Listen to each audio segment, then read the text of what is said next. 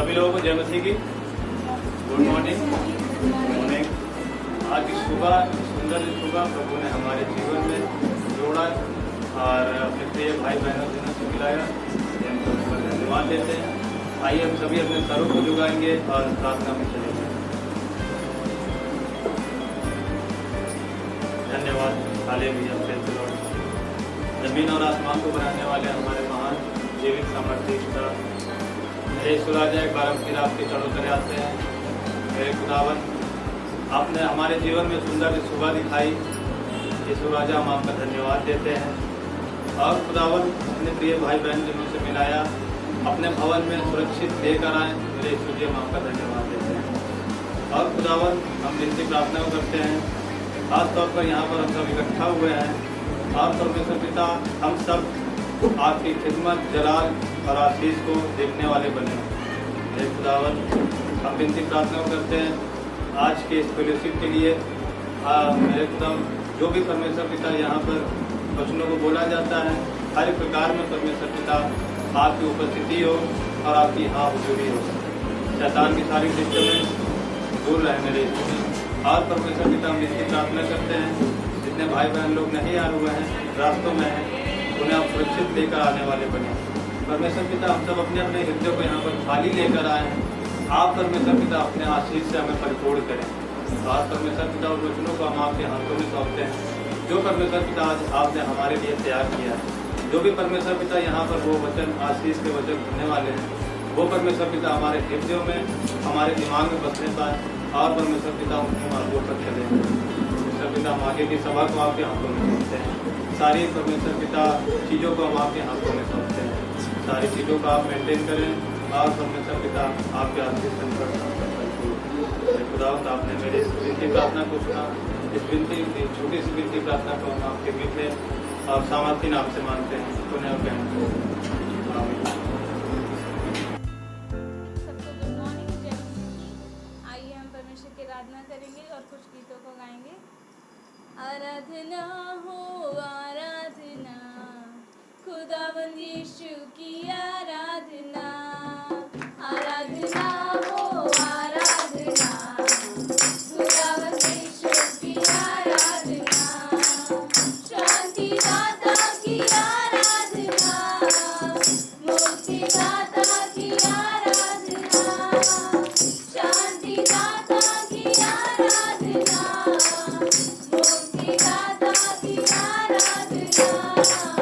आराधना हो आराधना, खुदावंद यीशु की आराधना। आराधना हो आराधना, खुदावंद यीशु की आराधना।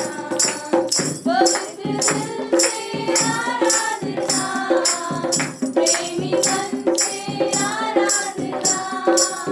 पवित्र दिल से आराधना, प्रेमी मन से आराधना।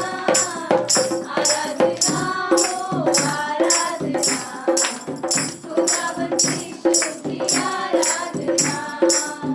आराधना हो आराधना, खुदावंद यीशु की आराधना। मेरे मसीहा की आराधना, जीवन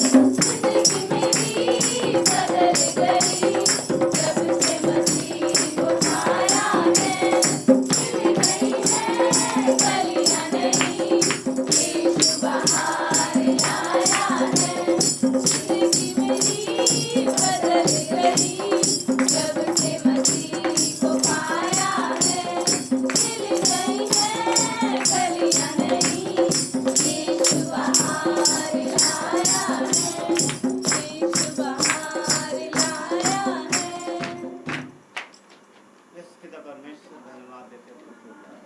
आप महिमा के योग्य हो, आप आदर के योग्य हो। आपके आने से हमारे जीवन में प्रभु खुशियाँ और शांति आई है प्रभु। आपके आने से ही जीवन में हमारे हमारे जीवन में बाहर आई है परमेश्वर। धन्यवाद देते हैं परमेश्वर पिता। प्रभु यीशु, आपका नाम सब नामों में श्रेष्ठ, आपका नाम सारे नामों से ऊंचा है परमेश्वर। आपका नाम प्रभु यीशु आकाश और पृथ्वी में सबसे श्रेष्ठ है। धन्यवाद परमेश्वर, हम आपके नाम को ऊंचा उठाते हैं, आपके नाम को परमेश्वर महिमा देते हैं पिता। धन्यवाद देते हैं परमेश्वर, सर्वशक्तिमान परमेश्वर, धन्यवाद देते हैं परमेश्वर। राजाओं का राजा धन्यवाद देते हैं, प्रभुओं का प्रभु धन्यवाद देते हैं परमेश्वर। प्रभु यीशु, आपके नाम से हमें शिक्षा मिलती है, आपके नाम से प्रभु हमें छुटकारा मिलता है प्रभु। धन्यवाद देते हैं और आपका नाम सब नामों में श्रेष्ठ है। धन्यवाद प्रभु यीशु, धन्यवाद देते हैं। यीशु तेरा नाम है कितना सुंदर, यीशु तेरा नाम है कितना पावन, यीशु तेरा नाम है कितना सुंदर, यीशु तेरा नाम है कितना पावन। तुझ में मिली है हमको क्षमा, तुझ में मिला है नया जीवन, ओ तुझ में मिली है हमको क्षमा, तुझ में मिला है नया जीवन, यीशु तेरा नाम है कितना सुंदर, यीशु तेरा नाम है कितना पावन। तुझ में मिली है हमको कृपा, तुझ में मिला है नया जीवन, ओ तुझ में मिली है हमको कृपा, तुझ में मिला है नया जीवन, यीशु तेरा नाम है कितना सुंदर, यीशु तेरा नाम है कितना पावन। तुझ में मिली है हमको शिफा, तुझ में मिला है आनंद जीवन, ओ तुझ में मिली है हमको शिफा, तुझ में मिला है आनंद जीवन, यीशु तेरा नाम है कितना सुंदर, यीशु तेरा नाम है कितना पावन, यीशु तेरा नाम है कितना सुंदर, यीशु तेरा नाम है कितना पावन।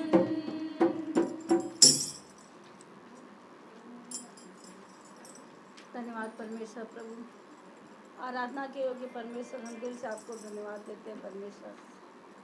राजाओं के राजा, प्रभु के प्रभु, सर्वशक्तिमान परमेश्वर, आपकी प्रेम और दया के लिए धन्यवाद करते पिता। प्रभु आप महान हो परमेश्वर, आप दयालु हो परमेश्वर, और प्रभु आपकी दया की वजह से हम बचाए गए। धन्यवाद प्रभु यीशु। आज के दिन में परमेश्वर हम सब के जीवन से आपको महिमा मिले। हम आपकी आराधना करते हैं, दिल से आपकी आराधना करते हैं परमेश्वर, क्योंकि आप आराधना के योग्य परमेश्वर, पवित्र परमेश्वर। दिल से हम धन्यवाद करते हैं पिता। प्रभु आपके भवन में हम इकट्ठा हुए थे इसीलिए परमेश्वर, ताकि हम आपकी आराधना करें, आपको महिमा दे परमेश्वर। आप महिमा के योग्य परमेश्वर। धन्यवाद प्रभु यीशु।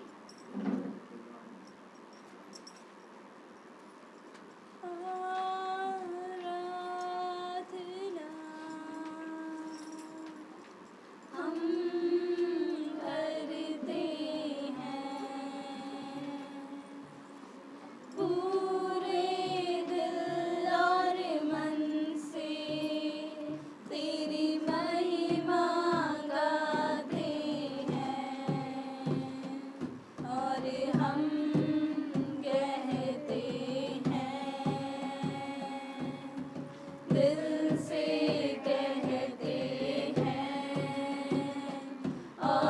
हम कहते हैं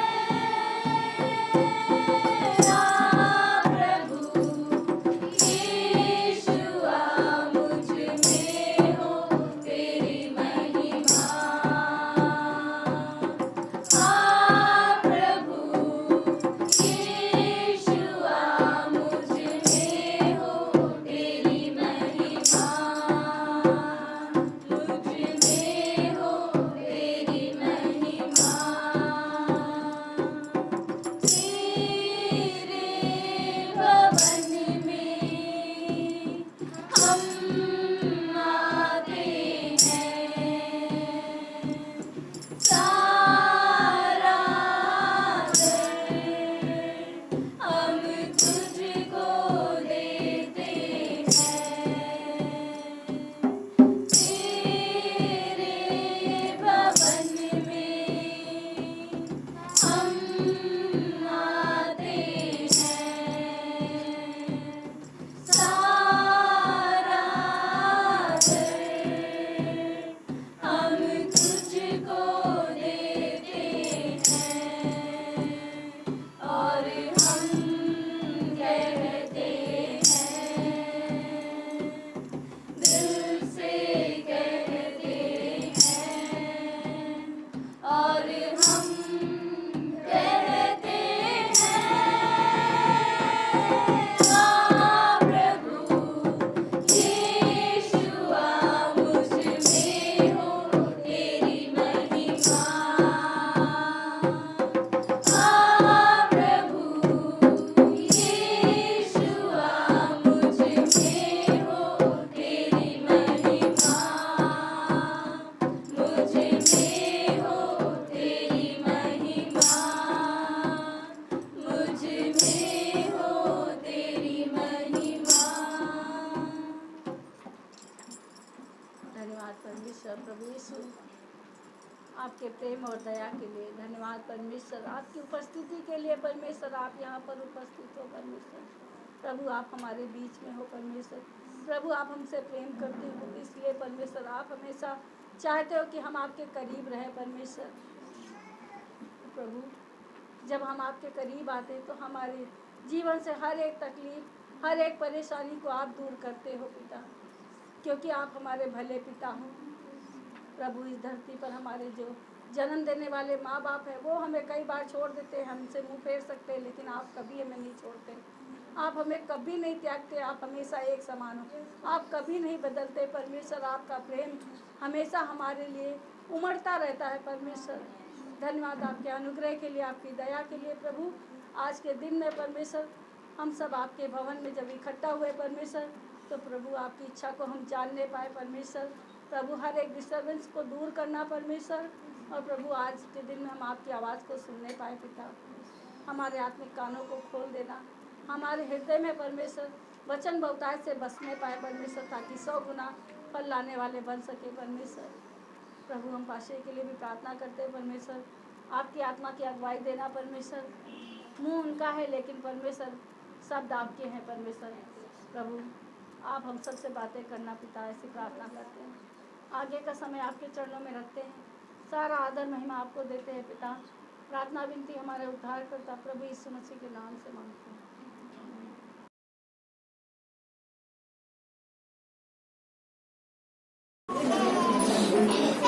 एक नाम है यीशु, यीशु ही वो। एक नाम है यीशु, यीशु ही वो नाम है। एक नाम है यीशु, यीशु ही वो नाम है। एक नाम है यीशु, यीशु ही वो नाम है। एक नाम है यीशु, यीशु ही वो नाम है। अंधों को आंखें मिल जाए, यीशु ही वो नाम है। लंगड़ों को भी वही चलाए, यीशु ही वो नाम है। गूंगे को बोली मिल जाए, यीशु ही वो नाम है। मुर्दों को भी वही चलाए, यीशु ही वो नाम है। एक नाम सबसे महान, बन गए सब काम। एक नाम है यीशु, यीशु ही वो नाम है। एक नाम है यीशु, यीशु ही वो नाम है। एक नाम नाम है यीशु, यीशु ही वो नाम है। एक नाम है यीशु, यीशु ही वो नाम है। 5 को बच्चे मिल जाए, यीशु ही वो नाम है। अनाथ का वो घर बसा ले, यीशु ही वो नाम है। कोई हुई पहचान लगाए, यीशु ही वो नाम है। रोते को वही हंसाए, यीशु ही वो नाम है। एक नाम सबसे महान, बन बिगड़े सब काम। एक नाम है यीशु, यीशु ही वो नाम है। एक नाम है यीशु, यीशु ही वो नाम है। एक नाम है यीशु, यीशु ही वो नाम है। एक नाम है यीशु, यीशु ही वो नाम है। निर्बल को बलवान बनाए, यीशु ही वो नाम है। दुष्ट बड़ों को वही गिराए, यीशु ही वो नाम है। दुश्मन को भी माफ कराए, यीशु ही वो नाम है। झूठे रिश्ते सही हो जाए, यीशु ही वो नाम है।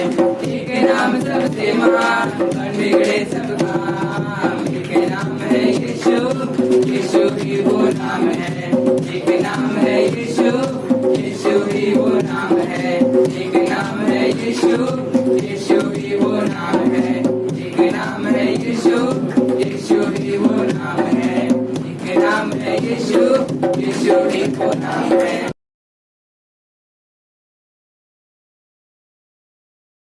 चल ले चल, ले चल मसीह की ओर सितारे, ले चल मसीह की ओर, ले चल मसीह की ओर सितारे, ले चल मसीह की ओर। हो जाऊं मैं सादिमां, हो जाऊं मैं सादिमां, हो जाऊं मैं सादिमां, हो जाऊं मैं सादिमां। ले चल ले चल, ले चल मसीह की ओर सितारे, ले चल मसीह की ओर। तू मेरे सर का है ताज, तू मेरा मनमीत है।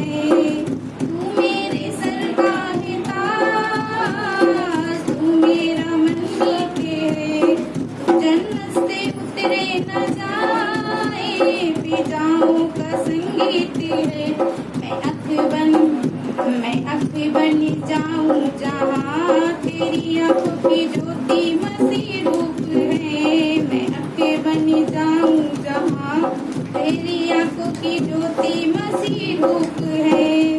ले चल ले चल, ले चल मसीह की ओर सितारे, ले चल मसीह की ओर। है मुश्किल है चलना पीछे, नामुमकिन नहीं है।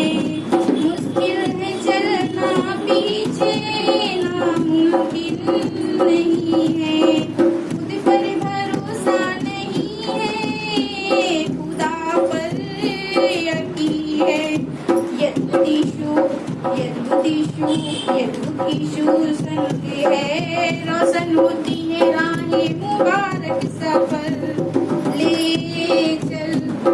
चल मसीह की ओर सितारे, ले चल मसीह की ओर, ले चल मसीह की ओर सितारे, ले चल मसीह की ओर। ठीक है, चलिए आइए आज के संदेश में चलेंगे और मत्ती का 25 अध्याय और वचन हम 14 से 30 तक पढ़ेंगे। 14 से 30 तो कोई 2 जन ना पढ़ सकते थोड़ा थोड़ा करके।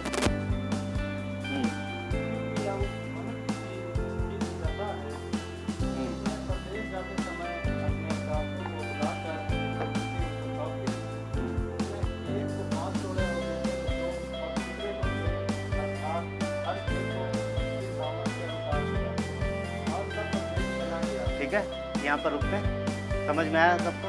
एक व्यक्ति है, उसने अपने सेवकों को बुलाया है। 3 सेवक दिखाई दे रहे हैं और तीनों को कुछ कुछ धन दिया है और उसके बाद वो कहाँ चला गया? परदेश चला गया। आगे बढ़ते हैं। तब इसको 5 तोड़े के उसने तुरंत जाकर उससे लेन देन किया और 5 तोड़े और कमाए और किसी भी दूसरे को 2 और कमाए। परंतु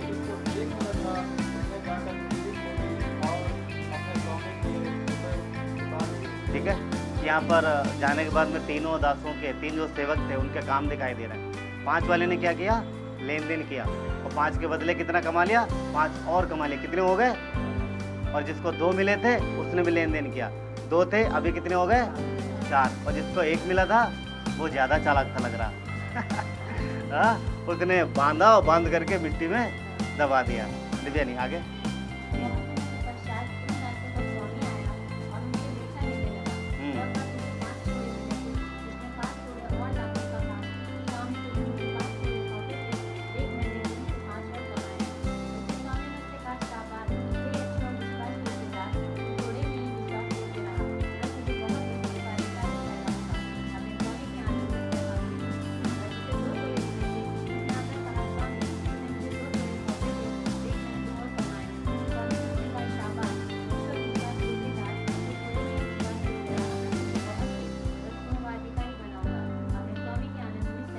बस ये तक रुकी।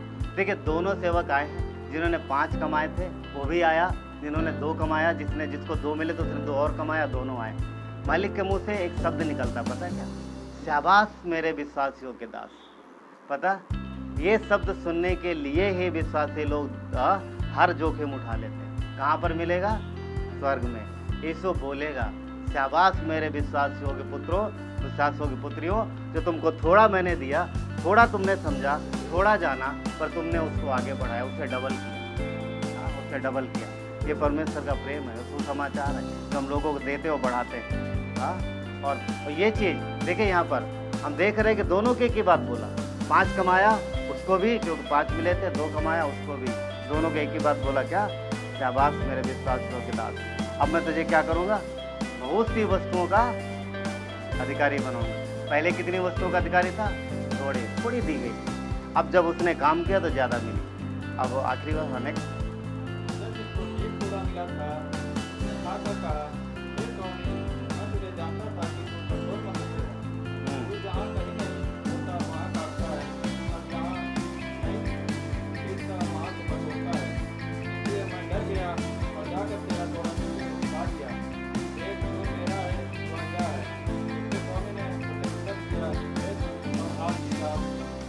जानता था कि जहाँ मैंने नहीं बोया वहाँ से काटता, और जहाँ मैंने नहीं छूटा वहाँ से बटोरता।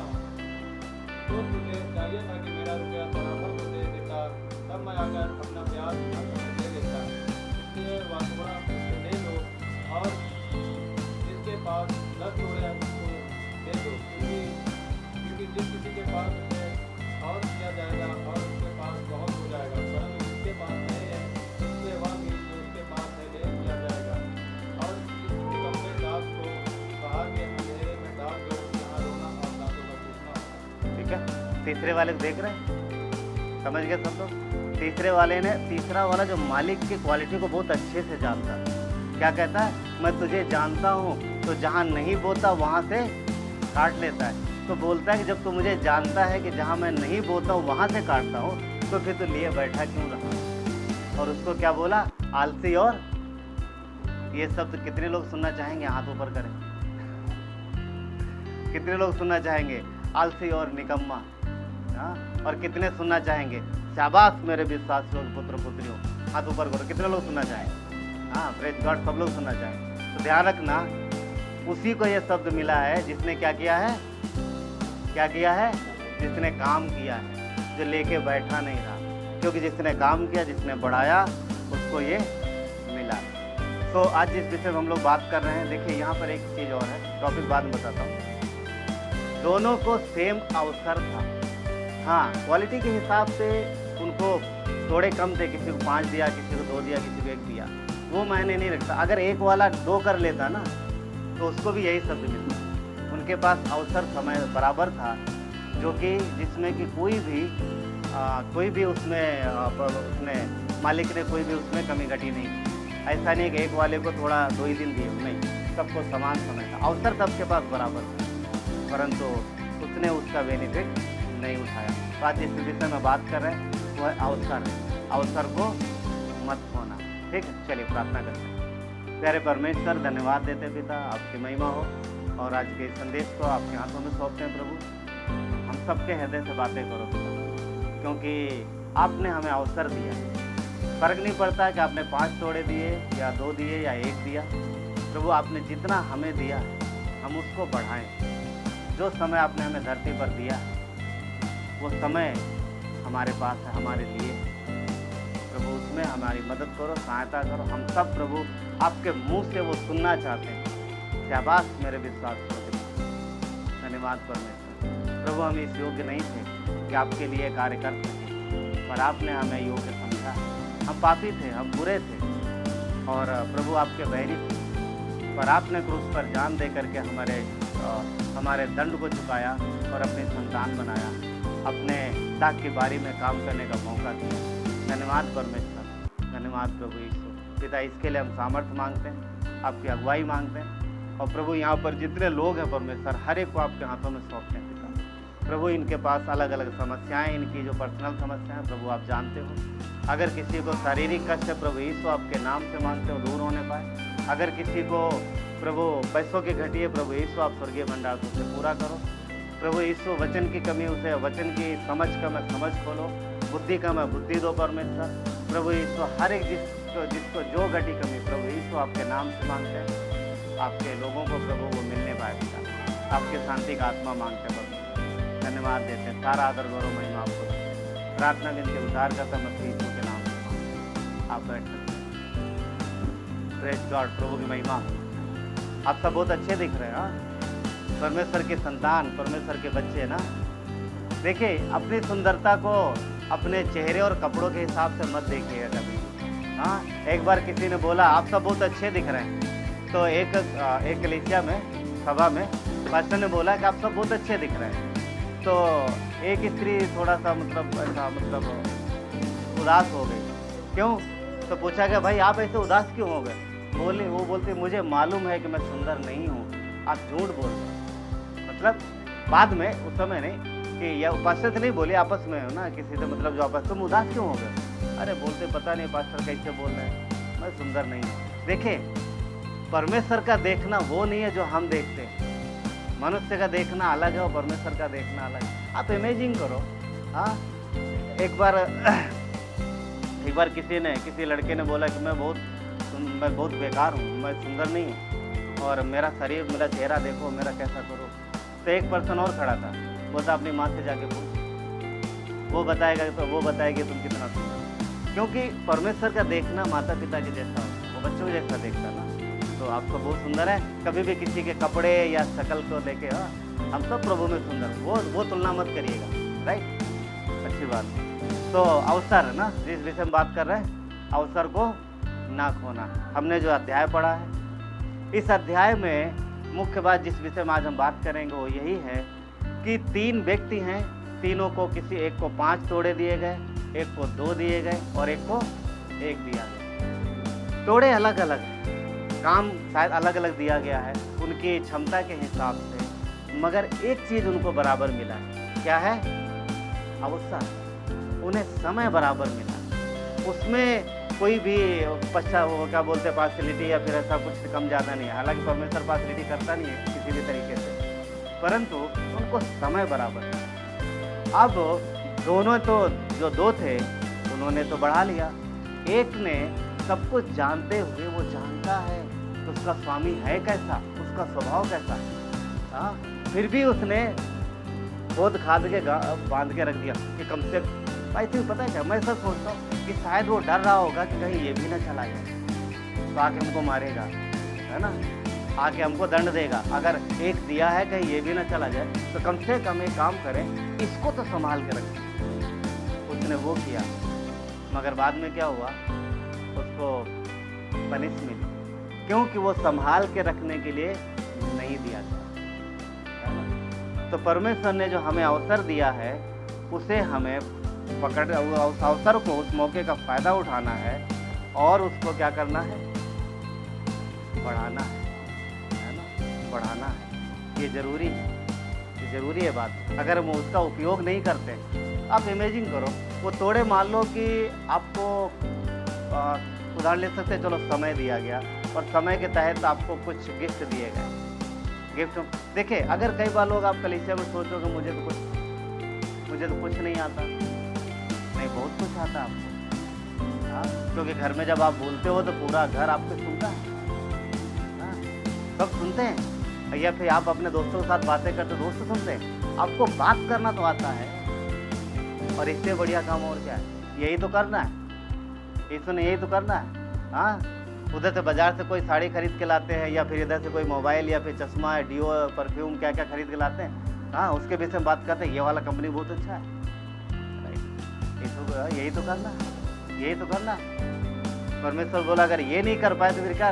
देखिए, सबसे आसान काम उसने दिया है, समय समय पर, समय समय पर हम करते हैं। और दूसरी चीज़, ये हम ऐसे व्यर्थ में नहीं करते। परमेश्वर ने हमें बुलाया, हमारी बुलाहट वो देखिए, उसने अपने दासों को दिया था। क्या वहाँ पर और सेवक नहीं होंगे? होंगे दूसरों के, पर मालिक अपने सेवकों को, अपने लोगों को काम देता है। तो परमेश्वर उम्मीद किससे रखेगा? हमसे और आपसे, या फिर संसार वालों से? हमसे आपसे उम्मीद रखेगा। तो हमसे और आपसे उम्मीद रखता है। तो हमारी बुलाहट है। और ध्यान रहे, हम लोग पता कैसे दबे, कुछ नहीं, एकदम मतलब संसार में कोई भी हमारी वैल्यू नहीं, कुछ भी नहीं था। पर आप सोचो कि परमेश्वर ने स्वर्ग से नजर किया और हमें आपको बुलाया। तो हमारी बुलाहट जो है, कई बार हम लोग इसको सीरियस नहीं लेते। हाँ, अगर कोई बड़ा अधिकारी बुलाए तो सब बड़े टॉवर से जाएंगे, हाँ उन्होंने बुलाया भैया। हाँ, कभी कभी होता कभी कॉलेज में कोई फंक्शन होता है, और अगर फंक्शन होता है तो किसी का नाम आता है, तो फिर देखो वो कितना खुश, आज मुझे इनाम मिलने वाला है ना, करो ना, राइट? हाँ, अगर कुछ इनाम आ गया तो सब खुशी खुशी कितना टॉर से जाते हैं, आज मुझे इनाम मिलने वाला है, उनके हाथों मिलेगा, है ना। यहाँ जब मनुष्य इनाम देता है तो हम कितना खुश हो जाते हैं। आप इमेजिन करो, जब आप धरती छोड़ के स्वर्ग में जाओगे और हजारों, वचन कहता अनकाउंटेबल भीड़ है, तो वहाँ से यीशु मसीह बोलेगा आ जाओ, नाम ले करके। हाँ, नाम ले करके बोलेगा। किसी का नाम ले सकते हैं हम लोग यहाँ पर ना, प्रेमा बहन आ जाओ, अभिषेक आज, जो भी ना, इतने सारे लोग, आओ आओ मेरे सहवास विश्वास के होगा।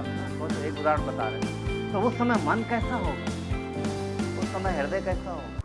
तो ये बड़ी आशा है, और ये स्वर्गीय बुलाहट सिर्फ धरती तक नहीं। अगर हमारा जीवन सिर्फ धरती तक ही होता, हमारी आशा सिर्फ धरती तक ही होती, तो फिर कोई मतलब नहीं क्योंकि संसार की भी आशा तो ऐसे ही है, वो भी धरती तक ही है। इसीलिए परमेश्वर कहता है कि अपनी बुलाहट के विषय में सोचो। उनको दिया गया था काम, उन्होंने सोचा, उन दो लोगों ने, उन्होंने सोचा नहीं, मेरा स्वामी मुझे काम दे के गया है और मुझे इसको क्या करना है, क्या करना है। और तीसरे ने क्या सोचा, मुझे इसको संभालना है। उन्होंने बोला मुझे बढ़ाना है, और इसने बोला मुझे, देखिए बढ़ाने के लिए रिस्क है। तीसरे वाले ने सोचा कहीं ये भी ना खर्च हो जाए, तो मैं घाटा उठाऊं, तो कम से कम मैं इसको तो संभाल कर रखूँ। वो उसको लिए नहीं दिया गया ना, रिस्क तो है, मगर हाँ मसीह हमारे साथ। देखिए पहला कुरिन्थियों का 1:26 कहता है कि हे भाइयों, अपने बुलाए जाने को तो सोचो, ना शरीर के अनुसार बहुत ज्ञानवान, ना बहुत सामर्थी, ना बहुत कुलीन बुलाए गए। कहने का मतलब ये है कि हम जब बुलाए गए तो हमारे पास कुछ नहीं था। हाँ, हमारे पास कोई ऐसी योग्यता नहीं है कि जिससे कह सके कि हम परमेश्वर के राज्य में आ सकते हैं, या फिर परमेश्वर, या फिर यीशु को बोल सकते हैं यीशु मैं योग्य हूँ, आप मुझे बुलाओ। कुछ नहीं। हाँ, हम उसके बैरी थे, वचन कहता बैरी थे। और यहाँ पर क्या लिखा है कि सामर्थी नहीं थे, ना ज्ञानवान थे, ना कुलीन भी नहीं अच्छे थे। कुलीन मतलब बड़े कुल में, राजा महाराजाओं के कुल में भी नहीं पैदा हुए थे, है ना। हाँ भाई, हाँ फला फला, पहले राजाओं के जब नाम लिए जाते तो बड़ा लंबा नाम होता था, है ना। हाँ, फला फला फला राजा पधार रहे हैं, और तो उनके बच्चे जब कहीं जाते तो सब लोग सम्मान करते। अब हम राजा के बच्चे हैं, मगर पहले नहीं। तो हम जो बुलाए गए, हम योग्य नहीं थे। तो हमें बुलाहट का ध्यान रखना चाहिए कि जीवित परमेश्वर, सारी पृथ्वी को संभालने वाले परमेश्वर ने हमें बुलाया है और अपने देह में लगाया अपना संतान, अपनी संतान की छोटी बुलाहट नहीं है। ये हमें समझना है इस बात को। हम साधारण लोग हैं, संसार हमें कोई इंटरेस्ट नहीं रखता। कहीं पर भी जाओगे सर तो तुम कुछ नहीं हो, क्यों? सब अपने को ज़्यादा योग्य समझते हैं। मगर मसीह में यही बात है। परमेश्वर कहता है बेटा मैं तुमसे प्यार करता हूँ, मेरे बच्चों में तुमसे प्यार करता हूँ, तुम चाहे जैसे हो बस आओ मेरे पास। देखिए संसार को क्या चाहिए, मैं कई बार बोलता हूँ, संसार को क्या चाहिए? योग्य पर्सन चाहिए, टैलेंट वाले, जिनके पास बहुत बुद्धि हो, बहुत योग्यता हो। यीशु को पता है क्या चाहिए? अच्छे हृदय वाले लोग चाहिए। उसको ज्ञानवान टैलेंटेड लोगों की जरूरत नहीं है। हाँ, बहुत कुछ हो तुम्हारे पास, बहुत बुद्धि हो, तुम बहुत जानते हो, ऐसे लोगों की जरूरत नहीं है। ऐसा नहीं है कि ज्ञानवान, अगर उनका हृदय अच्छा है तो परमेश्वर उनको मिलेगा। उसको चाहिए वो व्यक्ति जो उस पर प्रेम करे, क्योंकि सारी योग्यता वो अंदर डाल देगा। और मनुष्य को बनाता कौन है? बुद्धि कौन है? यीशु मसीह का दूसरा नाम बुद्धि है। नीति वचन में वो बुद्धि है। और इसीलिए आप देखोगे जितने भी चीज़ें हुई हैं, सब ज़्यादातर मसीह के लोगों ने किया है संसार में। अब जितने भी नई नई चीज़ों के देखोगे, आविष्कार जो भी चीज़ है ना, ज़्यादातर मसीह जो भी, क्यों? वो बुद्धि है, वो बुद्धि देता है। इसलिए हम योग्य नहीं थे, उसने हमें बुलाया। और हम पाप की वजह से परमेश्वर के नज़दीक भी नहीं थे, बहुत दूर, इतना दूर कि बहुत दूर, कभी भी मेल मिलाप नहीं हो सकता। इफिसियों 2:12 कहता है, तुम लोग उस समय मसीह से अलग और इजराइल की प्रजा के पद से अलग किए प्रतिज्ञा के वाचाओं के भागी ना थे, पर आशाहीन और जगत में ईश्वर रहित थे। कहने मतलब ये है कि हम आशाहीन थे, कोई आशा नहीं थी, परमेश्वर रहित। पर मसीह यीशु में आज हमारे पास जीवित आशा है, आज हमारे पास आशा है, हम उस पर भरोसा रखते हैं। समस्या चाहे जो भी हो, हर एक समस्या का उत्तर मसीह है। हाँ? बिजली विभाग में जाएंगे बिजली के लिए, और अगर सीवर खराब है तो कहाँ जाएंगे? सीवर वाले के पास। और क्या, पानी का खराब है तो कहाँ जाएंगे? प्लम्बर वाले के पास। जिंदगी में जितनी भी समस्याएं हैं, उसका अलग अलग नीचे धरती पर विभाग है, मगर धन्यवाद परमेश्वर का, हमारी हर एक समस्या का एक ही जगह है। कहाँ जाएंगे? बच्चों की शादी, परमेश्वर के पास। बच्चों की परवरिश, नहीं उल्टा बोल के, परवरिश पहले होती, शादी बाद में। मैंने शादी पहले कर दी, परवरिश बाद में, है ना? तो हर एक चीज़ के लिए, क्या पढ़ाई हो, क्या सब चीज़ों के लिए मसीह के पास जाते रहे, और वो हमारे साथ। ये हमारी बुलाहट है। उसने किस लिए बुलाया? ताकि हम उसके लिए फल ला सकें, हम उसके काम आ सकें। रोमियो 5:8 कहता है, परंतु परमेश्वर ने अपने प्रेम की भलाई इस रीत से प्रकट की, जब हम पापी ही थे तब मसीह हमारे लिए मरा। जब हम गुनहगार थे। देखिए, संसार में कोई भी किसी को बुरे लोग नहीं चाहिए, तो परमेश्वर कहता है, वचन कहता है कि जब हम बुरे किसी भी योग ने, तभी परमेश्वर ने हमारे लिए जाना। 8:12 कहता है, रोमियो 8:12 कहता है, हे भाइयों, शरीर के कर्जदार नहीं कि शरीर के अनुसार दिन काटो। कहता है कि हम शरीर के अनुसार कर्जदार नहीं है, शरीर के कर्जदार नहीं है कि हम शरीर के अनुसार दिन काटे। इसका मीनिंग पता क्या है? अगर हम प्रभु में बुला लिए गए, हम मसीह में उसकी संतान हैं, तो अब हमें शारीरिक रूप से जीवन ज़्यादा, मतलब शारीरिक रूप से नहीं जीना है, और हमें उन चीज़ों से बाहर निकलना है कि आत्मा के अनुसार दिन काटें। यहाँ कहते तुम कर्जदार नहीं हो उसके, किसके? शरीर के कर्जदार नहीं है। क्योंकि हाँ, गलातियों 2:20 कहता है, क्रूस पर हमारा भी मसीह के साथ, हम भी क्रूस पे चढ़ाए गए, मगर जब मसीह जिया तो हम भी जी उठे आत्मिक में। शरीर वही है, ये आत्मिक की बात हो रही है। यहाँ पर एक शब्द है, पता, रोमियो 12 में, कर्जदार। कहता है कि तुम शरीर के कर्जदार नहीं हो कि शरीर के रीत पर दिन बिताओ। संसार के लोग क्या करते हैं? वही जो मन में आता करते रहते, जो मन में आता करते रहते। यहाँ जो कर्जदार शब्द है, उसके लिए जो ग्रीक में जो शब्द है वो है ओफाइलिटस। इसका मतलब है दासत्व में बंधा हुआ एक अपराधी। मीनिंग ये है कि जब परमेश्वर के लोग शरीर में जीवन बिताते हैं, तो कुल मिलाकर के जैसा एक गुलाम नहीं हो जाता ना, गुलामी में बंधा रहता है और वो अपराधी जैसा काम करता है। तो कहने मतलब, अगर परमेश्वर के लोग शारीरिक में जीवन बिता रहे हैं तो एक अपराधी के जैसे हैं। दासत्व मतलब, कहने मतलब यह है कि वो उस पाप में या फिर उस शरीर का गुलाम हो जाते हैं, उस तरीके से जीवन बिता रहे हैं। तो यहाँ जो कर्जदार की बात वो इस तरीके से कहता है। तो शैतान चाहता है कि हम उसके गुलाम बने रहें। मेरे ख्याल से मैं बात दोबारा दोहराऊँ, समझ पाए मीनिंग क्या? देखें, अगर हमें परमेश्वर से अलग संसार में कुछ करने की आदत है और हम उससे निकल नहीं पा रहे हैं, तो मान के चलिए कि हम उस चीज़ के गुलाम हो गए। हाँ, उस चीज़ के हम गुलाम हो गए। तो परमेश्वर कहता है उससे बाहर निकलो। और शैतान पता क्या कहता है? उसी में बने रहो, नहीं निकलो मत, बहुत अच्छा तुम उसी में रहो, मगर यहाँ मीनिंग क्या है कि हम दासत्व में हैं और हम एक अपराधी के जैसे वहाँ पर जीवन बिता रहे हैं। और परमेश्वर की इच्छा है कि हम बाहर निकले, क्योंकि परमेश्वर अवसर देता है बाहर निकलने के, और शैतान क्या करता है, कोशिश करता हूँ वहीं फंसे रहें। तो परमेश्वर अपने बच्चों को अवसर देता, मौके देता। उसने बुलाहट दी, हमें बुलाया, ये उसने मौका दिया। आज जब हम उसके देह में हैं तो फिर हमें क्या करना, उसकी बुलाहट का, जो उसने बुलाया है उसकी ओर हमें देखना है और अपनी जो बुलाहट है उसको पहचानना है, ताकि हम उसके लिए क्या ला सकें, फल। उसके लिए फल ला सके। परमेश्वर हमें अवसर देता है कि हम उस अवसर का फायदा उठाएं और परमेश्वर की योजना में शामिल हों। परंतु एक बात है, यहाँ पर एक हमारा विरोधी है जो हमेशा चाहता है हम सबको क्या, परमेश्वर की योजना से नहीं, तुम यहाँ बने रहोगे, तुम बहुत, उसको पता है जो यीशु ने बोला है यूहन्ना 15 में ना, कि जो डाली मुझ में बनी रहेगी वो, जो डाली मुझ में बनी रहेगी वो क्या होगा, जो बनी रहेगी वो बहुत, जो डाली मुझ में बनी रहेगी वो बहुत फल लाएगी। इसीलिए वो कोशिश करता है परमेश्वर की योजना से बाहर करने के लिए। और अगर हम योजना से बाहर हो जाएंगे तो कैसे फलेंगे। परमेश्वर मौके देता है और उस मौके को वो व्यर्थ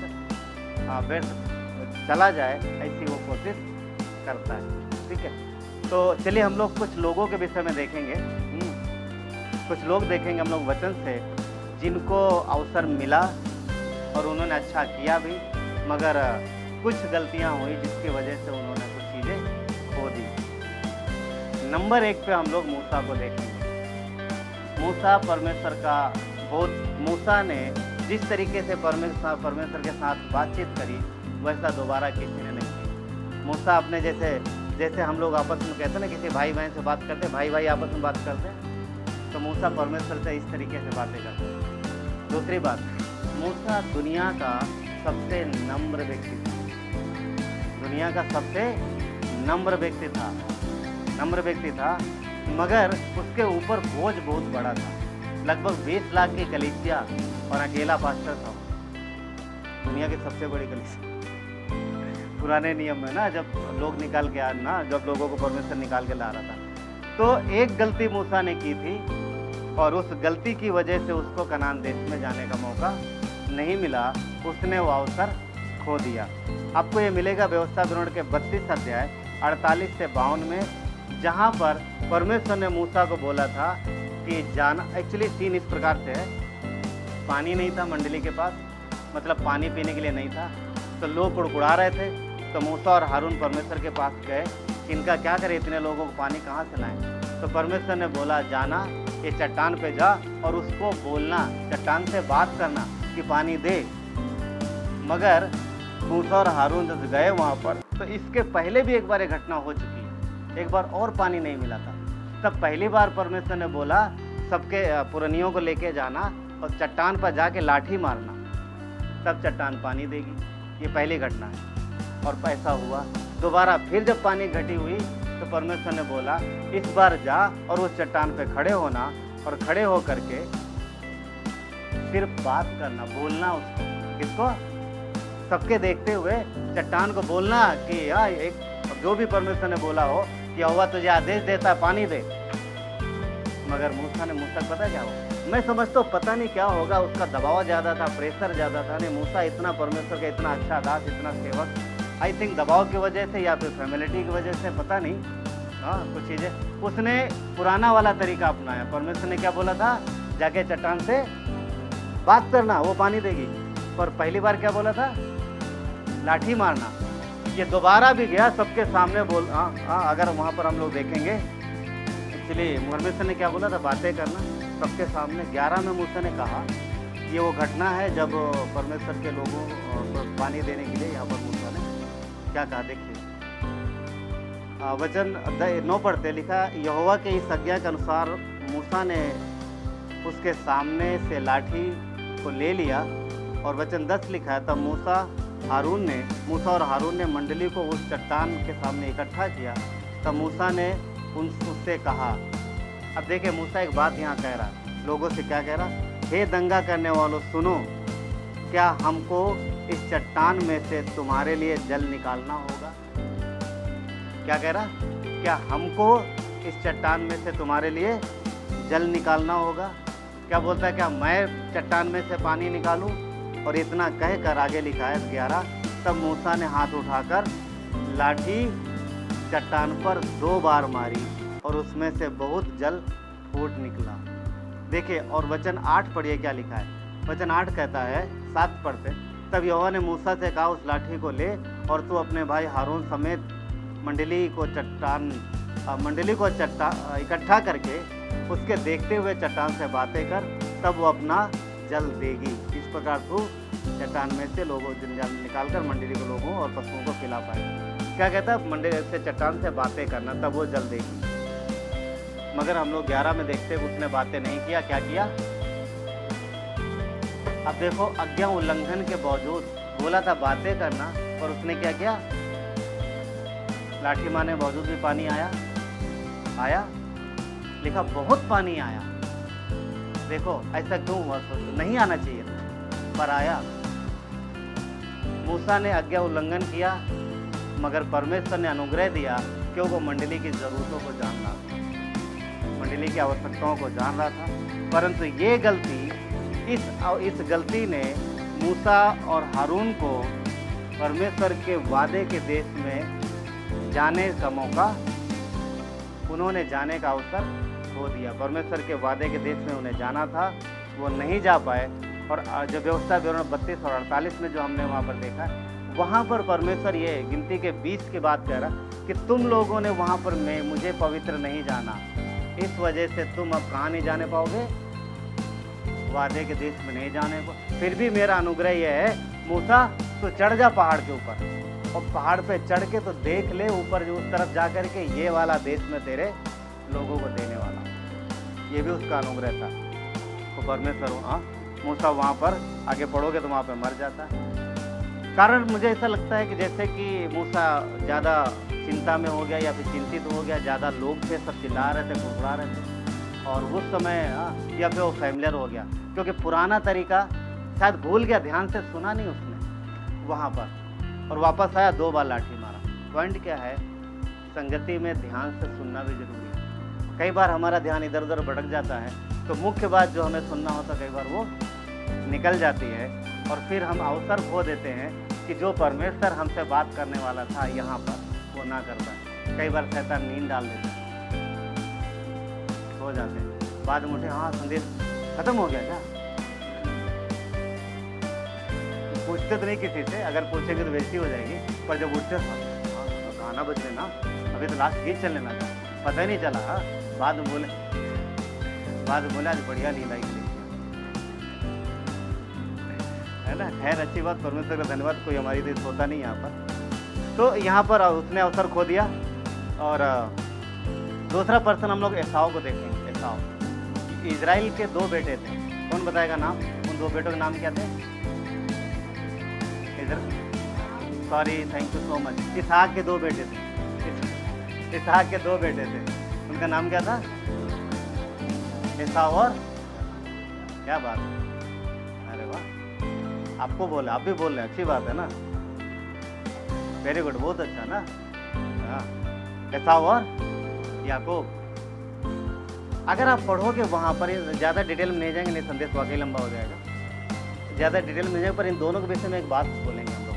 हाँ, ये आपको मिलेगा गिनती के 25 अध्याय 27 से 34 में, पढ़ लीजिएगा। दोनों बच्चों में 2 कैटेगरी, 2 क्वालिटी, गिनती नहीं, जैसे उत्पत्ति में गिनती बोला मैंने, सॉरी, हाँ, उत्पत्ति के 25 अध्याय वचन 27 से 34 में मिलेगा। इन दोनों बच्चों के जीवन में 2 बढ़िया, मतलब 2 बातें हैं। दोनों जुड़वा पैदा हुए थे। एसाव कुछ मिनट पहले पैदा हुआ था, और उसके कुछ मिनट बाद याकूब पैदा हो गया। तो याकूब मिनट के हिसाब से छोटा था जन्म के साथ। अधिकार बड़े बेटे को मिलना चाहिए, मगर मिला छोटे को। कारण क्या था, सुनो। अब पढ़ोगे, वहाँ पर लिखा है एसाव के विषय में कि एसाव वनवासी होकर चतुर शिकारी बन गया। एसाव वनवासी हुआ और चतुर। मगर याकूब के विषय में लिखा है कि वो सीधा मनुष्य था और तंबुओं में रहता। बाइबल याकूब के विषय में क्या बोलते? सीधा मनुष्य था, वो तंबुओं में रहता था। यहाँ डिटेल समझ में नहीं आती कुछ क्या हो रहा है, पर इसमें बड़ी गहरी बात है। अगर जो लिखा है याकूब के विषय में, पहले एसाव के विषय में बात करते हैं क्योंकि वो बड़ा है। एसाव के विषय में लिखा है कि वो चतुर शिकार खेलने वाला था, वनवासी हो गया, वनवासी होकर चतुर शिकार खेलने वाला बन गया। अच्छा सुनो, इसके पहले एसाव के विषय में जाएं, थोड़ा सा बात करते हैं। अब्राहम के बेटे हैं ये लोग, है ना। यहाँ पर कई लोगों के दादाजी जिंदा होंगे, कई लोगों के शायद दादाजी हों और कईयों के नहीं होंगे, मेरे तो नहीं है, चले गए, शायद आपके हों। तो अब्राहम दादा था, इसहाक बेटा था, और इसहाक के 2 बेटे थे, एसाव और याकूब। अब अब्राहम का काम क्या था, कौन बताएगा? अब्राहम जो काम करता था, क्या काम था? वो जानवर चराता था और वही उसका बिजनेस था। तंबुओं में रहता था और जानवरों की देखभाल, यही उसका मेन काम था। इसहाक का काम क्या था? उसने अपने बाप की विरासत संभाली, वही काम था उसका। अब इसहाक के बाद 2 बेटे हुए, अब इन 2 बेटों का काम अलग अलग हो गया, ठीक है। इन 2 बेटों का काम जो है वो अलग अलग हो गया। पहले बात करेंगे किसके ऊपर? एसाव के ऊपर। एसाव जो है कहता है वनवासी होकर शिकार खेलने वाला हो गया। यहाँ पर देखे, उनका काम ये था कि भेड़ बकरी संभालते थे और चराते थे, और परमेश्वर के वादे के अनुसार वो चल रहे थे, क्योंकि परमेश्वर ने उन्हें वादा दिया था अब्राहम को, ये ज़मीन वो उसको देगा, ये ज़मीन उसको देगा अब्राहम। हाँ, अब्राहम ने वादा किया। मगर एसाव का लिखा है कि वो वनवासी हो गया। देखिए यहाँ पर जो शब्द है वनवासी, वनवासी हिंदी में लिखा हुआ है, मगर इसका हिब्रू में यानी इब्रानी भाषा में इसका मतलब है कि स्वयं को प्रमाणित करना। इसमें अगर हिब्रू भाषा में, अगर इब्रानी भाषा में मेन मतलब इसका देखेंगे तो इसका मतलब है, वनवासी का मतलब है स्वयं को प्रमाणित करना। इस तरीके से बोल सकते हैं कि शारीरिक रूप से स्वयं को प्रमाणित करना। मीनिंग क्या है? देखिए अब याकूब के विषय में क्या लिखा? तो तंबुओं में था। अब्राहम का और उसके वंशज का ये बिजनेस था कि वो परमेश्वर के वादे के हिसाब भेड़ बकरी पालते थे और रहते थे। इसने उस चीज़ को तुच्छ जाना और अलग उसने अपनी पहचान बनानी शुरू की। ये तंबू से बाहर निकला और स्वयं को उसने एक शिकार खेलने वाला बनाया, और वो ये साबित कर रहा था कि जो काम अब्राहम ने शुरू किया, जो इसहाक ने शुरू किया, ठीक है, वो बुरा नहीं है, परंतु मैं अपने दादा और अपने पिता से हट के कुछ अलग अपनी पहचान बनाऊंगा, जो मेरा होगा, जो मेरा कहलाएगा और मेरे तरीके से जाएगा। समझ पा रहे? कहने का मतलब ये है कि वो अपने पिता के बिजनेस में, पिता की जो इच्छा थी उससे सहमत नहीं था। वो अपनी एक अलग पहचान बनाना चाह रहा था, परंतु याकूब सीधा मनुष्य था और वो तंबुओं में रहता था। अब तंबू के विषय में पता मीनिंग क्या है? तंबू का जो हिब्रू भाषा में शब्द है वो है ओहेल। ओहेल, ठीक है, OHEL, ओहेल। और इसका मीनिंग ये है कि घर या फिर आवास या फिर कबर, निवास। मीनिंग ये है कि याकूब जो है अपने पिता, अपने दादा, जो उनकी इच्छा थी उसकी कवरिंग में था, वो उसी के इच्छा अनुसार जा रहा था। परंतु एसाव अलग, उसे अपने दादा इन सब चीज़ों से लेना देना नहीं। मैं नहीं, मुझे फैमिली का कुछ नहीं चाहिए, मैं अलग अपनी पहचान बनाऊँ। कहने का मतलब ये है कि एसाव ने इनडायरेक्टली अब्राहम को परमेश्वर का दिया गया वादा, इसहाक का दिया गया वादा, उससे उसे कोई लेना देना नहीं था। एसाव को उसने खुद की पहचान बनानी चाहिए अपने शरीर की इच्छा अनुसार। इसीलिए जब वो शिकार से आया लौट के तो याकूब दाल पका रहा था। ये वाला दर्शन सबने सुना? याकूब दाल पका रहा था और एसाव बोलता है कि मुझे दे दे, तो वो भी चालाक था। याकूब लिखा सीधा मनुष्य था, पर इधर चालाकी दिखती याकूब की ना। बाइबल बोलती सीधा मनुष्य था। सीधा इसलिए बोला क्योंकि वो परमेश्वर के साथ नम्र था और उसके इच्छानुसार बढ़ा। वो घर में था, तंबू में था, कवरिंग में था। और जब ये आता है कि क्या पूछता, मुझे दाल दे। याकूब ने क्या बोला, मेरा अपना पहलौठे का निकाल मुझे दे। और उसने बोला ले ले। क्यों? क्योंकि वो सोच रहा था मुझसे कोई मतलब ही नहीं है। उसने पहले ही तुझसे जाना था, मैं तो अपनी अलग पहचान बना रहा हूँ, तो संभाल ले खेती बाड़ी जो भी घर की ना, मुझे नहीं चाहिए। आज बच्चे लोग बोलते हैं ना, कई सारे लोग, अरे मैं तो, मेरा अलग बिजनेस है वहाँ, हाँ मुझे नहीं चाहिए धरोहर, तुम घर में हो, तुम खेती बाड़ी करो, तुम सब ले लो, मुझे नहीं चाहिए। बहुत सारे ऐसा बोलता, अरे मेरे पास बहुत है। तो याकूब कुछ एसाऊ कुछ ऐसा ही था, मुझे नहीं चाहिए ये सब, तू संभाल। इसीलिए उसने बड़े आराम, क्योंकि उसने, वचन कहता है कि एसाऊ ने पहलौठे के अधिकार को तुच्छ जाना, उसने वो मौका खो दिया कि उसके वंशज परमेश्वर की संतान कहना। क्यों? क्योंकि वो भी उसने अपने आप को प्रमाणित करने के लिए उसने एक अलग पहचान बने। पॉइंट क्या है?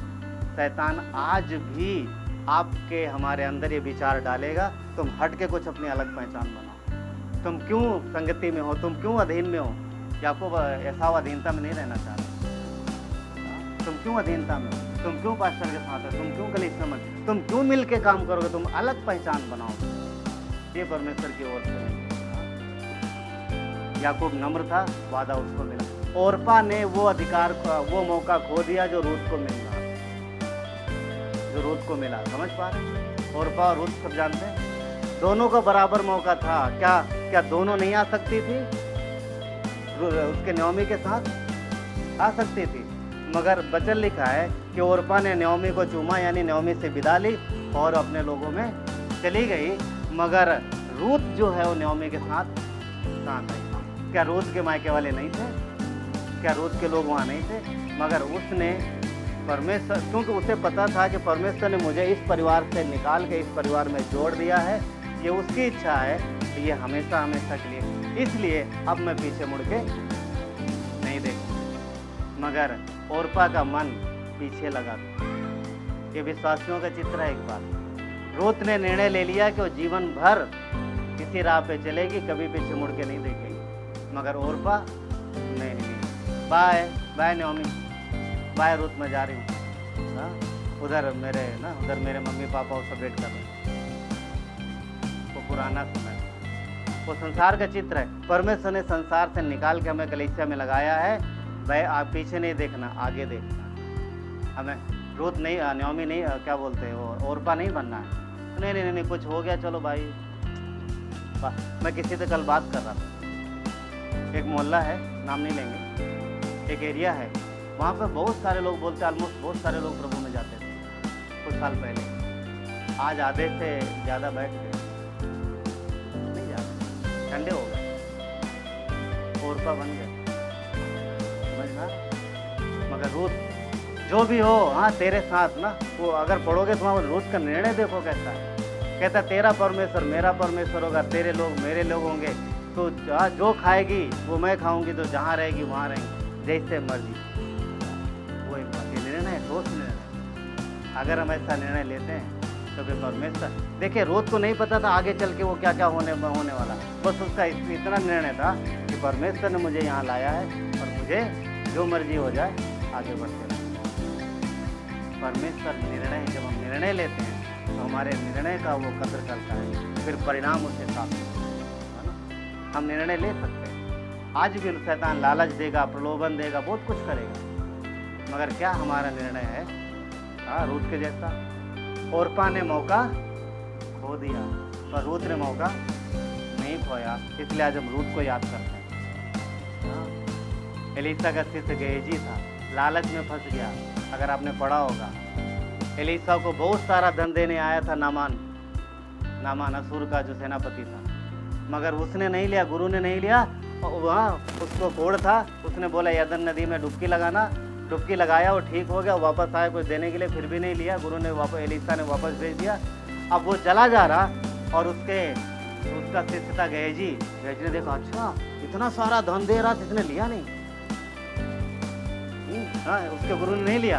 अब वो जो राजा आया था वो जा रहा है, ठीक है, कई कहानी जुड़ रही पर फिर भी एक एक करके ध्यान रखिए। वो जा रहा है, वो चला गया। अब ये गेहजी जो उसका चेला था, इसने साइड से थोड़ा बहुत निकल गया अपने गुरु साहब और भाग के गया। आज उसने देखा है दौड़ता हुआ रहा और रुक गया और उसने मांग लिया कई सारी चीज़ें। बोलता ये दे, मेरा गुरु मांग रहा। लालच की वजह से उसने पता क्या खोया। देखो, अगर आप लोगों ने बाइबल पढ़ा तो आपको पता होगा, एलीसा एलिया का शिष्य था। एलीसा एलिया का शिष्य था और एलीसा अपने गुरु के पीछे पीछे लगा रहा और इसलिए एलिया का डबल आत्मा किसके ऊपर आया था? एलीशा के ऊपर। गेहजी अगर लगा रहता तो गेहजी के ऊपर एलीशा का डबल आत्मा आता तो सोचो कितना बड़ा प्रॉफिट होता। मगर थोड़े से धन के लालच की वजह से गेहजी ने अवसर खो दिया और कमाया क्या? जीवन भर का कोट। एलीशा ने उसको एक तरीके से श्राप दिया था कि अब तेरे और तेरे वंश में कोड बना रहे। पॉइंट क्या है? परमेश्वर की इच्छा से बात। कई बार परमेश्वर मौके देता, अवसर देता है और हमें उन अवसरों को खोना नहीं है। शैतान लालच लाएगा, फंसाएगा, बहुत कुछ लाएगा, मगर हमें अवसर नहीं खोना है। हाँ, जो मौका मिल रहा है हमें वो मिलना। एक चीज़ ध्यान रखिएगा, एक बार धरती से चले गए दोबारा मौका नहीं मिलेगा। आप यहाँ पर एक घर बना लो, 10 बना लो, 20 बना लो, पूरे हिंदुस्तान में हर शहर में बना लो, एक बार आंख बंद हो गई, आप लौट के आपको मौका नहीं मिलेगा। आप अरबों खरबों बना लो, अकाउंट में जब करोड़ होता तो बोलते सी लगा होता। मैंने एक बार उसमें देखा था टीवी में, किसी का तो था, उसके अकाउंट का चैट दिखा रहे थे, इतना लिखे सी लगा। सी लगा हो चाहे डी में क्या होगा पता नहीं, डी में डॉलर होगा नहीं, इंडिया में क्या अगर डी में पता नहीं। मतलब चाहे जितने करोड़ लग जाएं, अगर आप धरती छोड़ गए तो करोड़ नीचे ही रहेंगे। तबोपदेशक कहता है कि कुछ लोग व्यर्थ में इतना धन कमा लेते हैं क्योंकि यूज नहीं कर पाते और दूसरा इस्तेमाल करते हैं। बोलोगे पास्टर जी क्या बोलो, क्या काम धाम बंद करके बैठ जाए? वो मीनिंग नहीं है। काम करो, मेहनत करना, मगर हमारा उद्देश्य क्या वो देखना है। क्या नहीं सुनना चाहते? शाबाश मेरे विश्वास, शाबाश मेरे विश्वास को पुत्र और पुत्रियों, अवसर है। एक बार इधर आंख बंद, वापस मौका नहीं मिलेगा। कितने लोग स्वर्ग में मसीह के सामने खड़े होंगे, पछताएंगे, काश एक बार और मौका मिल जाता मुझे उधर नीचे जाने के लिए। मैंने क्यों फालतू की चीज़ों में टाइम वेस्ट किया, मैंने क्यों बेकार की चीज़ों में टाइम वेस्ट किया। मुझे मौका मिल रहा था, मुझे मौका मिल रहा था संगति का, मुझे मौका मिल रहा था प्रार्थना का, मुझे मौका मिल रहा था, मैंने उस मौके को व्यर्थ में गंवा दिया उन छोटी छोटी बेकार की चीज़ों के पीछे। क्योंकि स्वर्ग में वो चीज़ें हैं जो वचन कहता है जो आंखों ने देखी नहीं और कानों ने सुनी नहीं। यहूदा थोड़े से लालच की वजह से यीशु को क्रूस पर चढ़ा और खुद को फांसी पर चढ़ा दिया। पछता रहा होगा, उससे दोबारा कभी मौका नहीं मिलेगा। पॉइंट क्या है? अवसर को मत खो। अवसर है हमारे पास, परमेश्वर ने पर्याप्त मौका दिया है। सर किसी के साथ पक्षपात नहीं करता, जिसको जितना जीवन देता है उसको उतना मौका है। तो जब तक हम जीवित हैं तब तक हम मसीह के लिए इस्तेमाल हो सकते हैं। हाँ, उसकी योजना में बने रह सकते हैं। इसलिए अवसर को मत खो। वचन पढ़ने का अवसर है आपके पास। कई बार मूवी देख के, कई बार फालतू चीज़ों में, कई बार मोबाइल में, कई बार गपशप मारने में, कई बार घूमने में, इधर उधर कितना समय वेस्ट कर देते हैं। प्रार्थना के लिए ना मौका है यार, सुसमाचार प्रचार करने का मौका है यार, किसी को बताने का मौका है। ये सब मौके नहीं मिलेंगे। एक दिन इधर आँख बंद, सब खत्म, फिर रिजल्ट सामने आएगा। हम यहाँ सोच के जाएंगे इतना बड़ा मुकुट, हाँ हमें मुकुट मिलेगा, उधर पता चलो कुछ है, नाम ही नहीं हमारा। हाँ, कहाँ पर नहीं, जीवन की पुस्तक में तो रहेगा उद्धार पाया है तो, पर इनाम वाली पुस्तक में नाम ही नहीं है। कैसा लगेगा? आपके साथ वालों लोगों को मिल रहा है और आप इंतजार कर रहे हैं, पर सब खत्म हो गया। ऐसा चाहिए? नहीं, मुझे इनाम। पौलुस क्या बोलता है? मैं लक्ष्य की ओर भागे जाता हूँ क्योंकि मेरे लिए इनाम रखा हुआ। अवसर परमेश्वर ने मौका दिया है, अवसर को नहीं गंवाना है। नहीं, ये जरूरी है, नहीं तो हम बहुत कुछ खो देंगे। हाँ, चलो प्रार्थना करते हैं। इसके पहले एक वचन कहता है, आई थिंक उसमें इफिसियों में लिखा है ना, हाँ इफिसियों में, इफिसियों 5:16, अवसर को बहुमूल्य समझो क्योंकि दिन बुरे हैं। अवसर जो हमें मिला वो बहुमूल्य, उसे कीमती समझो, क्योंकि एक बार अवसर निकल गया तो नहीं आएगा। सबसे ज़्यादा कीमती यही है, क्या? अवसर, समय जो मिल रहा है। एक बार चला गया तो दोबारा नहीं मिलेगा। ये प्रार्थना करते हैं। प्यारे परमेश्वर के तो धन्यवाद देते हैं, सारी बातों को अपने हाथों में सौंपते हैं। प्रभु यीशु, जो अवसर आपने दिया हम इसके लिए धन्यवाद देते हैं। परमेश्वर, आपने हमें 5 तोड़े दिए हों या 2 दिए हों या 1 दिया है, आपने दिया जरूर हमें, और हम उस तोड़े को मिट्टी में ना दबाएं, उसे हम बढ़ाएं। ये आपकी इच्छा है, क्योंकि परमेश्वर प्रभु अवसर जो आपने दिया है वो हमें दोबारा नहीं मिलेगा। प्रभु हम धरती के लिए नहीं जीते, हम स्वर्ग के लिए जी रहे हैं। वो शब्द सुनना है कि शाबाश मेरे विश्वास योग्य पुत्र और पुत्रियों, तुम थोड़े में विश्वास योग्य रहे। प्रभु यीशु पिता हम प्रार्थना करते हैं कि परमेश्वर हम जो लोग हैं प्रभु जो आपने यहाँ पे रखे हैं पिता, हम सब आपके उस अवसर को पहचानें और प्रभु आपके पीछे चलें। जो थोड़ा आपने दिया है उसे हम बढ़ाएं ताकि हम इनाम पा सकें। धन्यवाद देते, आपकी महिमा करते हैं प्रभु। हम किस योग्य नहीं थे, हम पापी थे, पर आपने हमें बुलाया। धन्यवाद देते हैं क्रूस पर हमारे लिए मरने के लिए। प्रभु यीशु ने क्रूस पर आपके लिए जान दी। उसने आपकी सारी तकलीफों के लिए, सारी कष्टों के लिए, सारे दर्द के लिए, आपकी हर एक समस्या के लिए क्रूस पर जान दी। वो मरा है ताकि आपको शांति मिले और आनंद का जीवन मिले। यदि आपने अभी तक यीशु का विश्वास नहीं किया है और आप पहली बार ऐसा सुन रहे हैं, तो आज आपके पास मौका है, आज आपके पास अवसर है कि आप यीशु को अपना उद्धारकर्ता मान सकते हैं और अपने मन में मेरे पीछे ये प्रार्थना कर सकते हैं। जिसने अभी तक कभी भी ये यीशु को अपना उद्धारकर्ता नहीं माना और या फिर उसने अभी तक ये प्रार्थना नहीं की, मेरे पीछे कह सकते हैं, कहिए हे परमेश्वर, मैं पापी हूँ, मैं खुद को नहीं बचा सकता।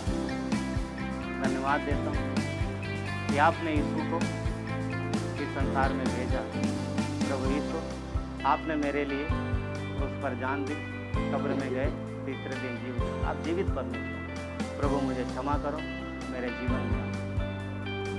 यदि किसी ने ये प्रार्थना पहली बार की, एक क्षण के लिए अपना हाथ उठा सकते। सबके सर झुके हुए हैं और सबके किसी ने यदि पहली बार, सबकी आंखें बंद है, किसी ने पहली बार प्रार्थना की तो एक क्षण के लिए अपना हाथ उठा सकते। पिता धन्यवाद इस हाथ के लिए परमेश्वर। प्रभु आपकी महिमा हो परमेश्वर। प्रभु आप जानते हो अपने बच्चों को पिता, उनके जीवन को, हर एक को प्रभु संभालो और प्रभु आप दीजिए। धन्यवाद देते आपकी महिमा को। प्रार्थना मसीह यीशु के नाम से मांगते हैं, आमीन। प्रभु आप सबको आशीष दे।